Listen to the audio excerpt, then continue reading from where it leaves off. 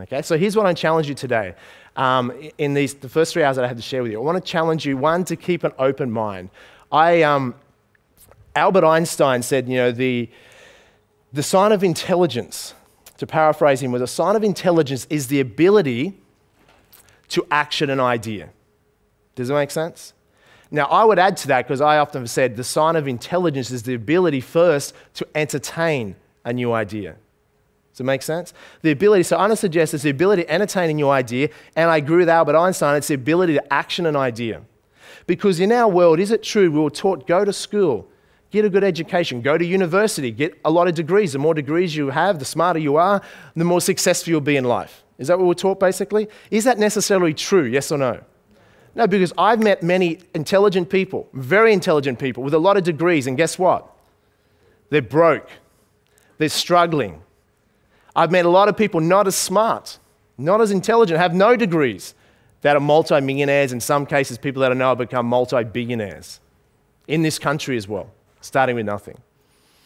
So how is it that one can be intelligent and still not figure this thing out about money? And I'm going to suggest to you that Albert Einstein had the key.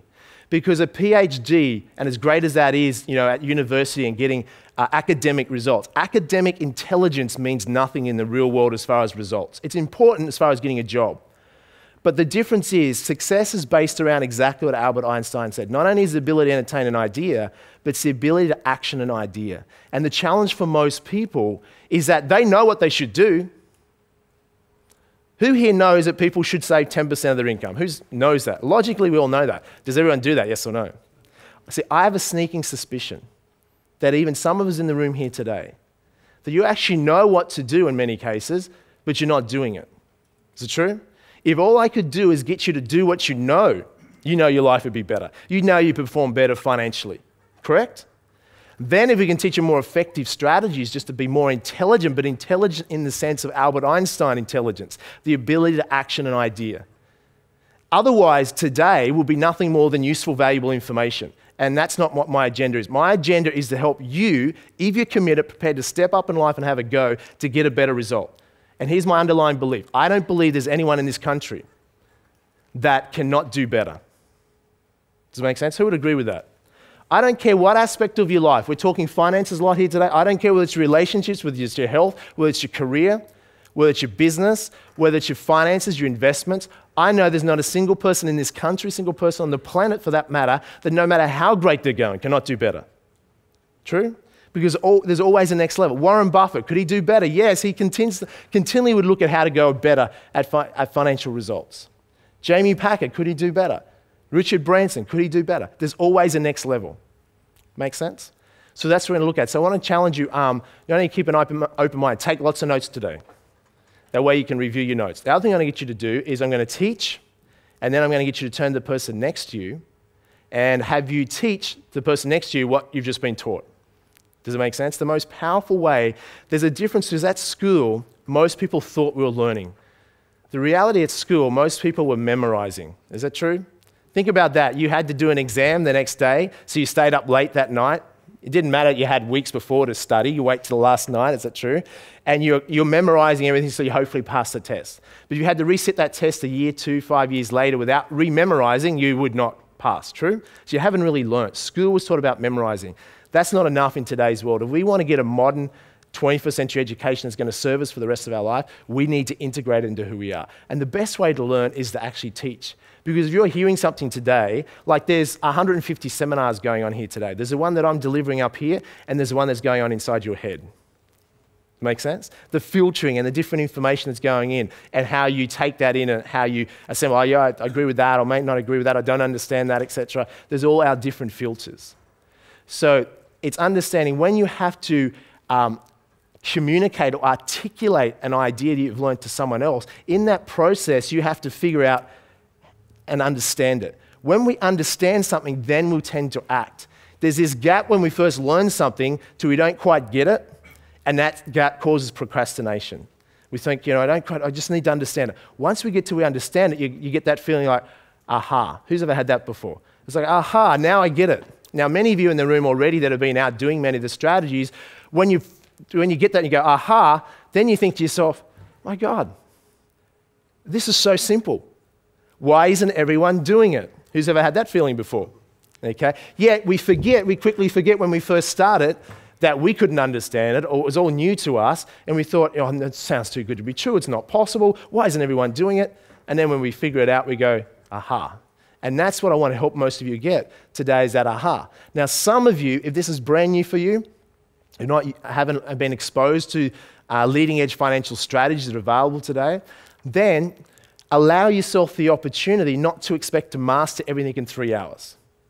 I consider myself a pretty good educator, but in 3 hours of accelerated learning, you will need more education than just 3 hours. True? I believe if you're really going to master your life, master finances, you want an ongoing education. This is just the beginning. So don't kid yourself that you walk out of here after 3 hours and become a multi-millionaire.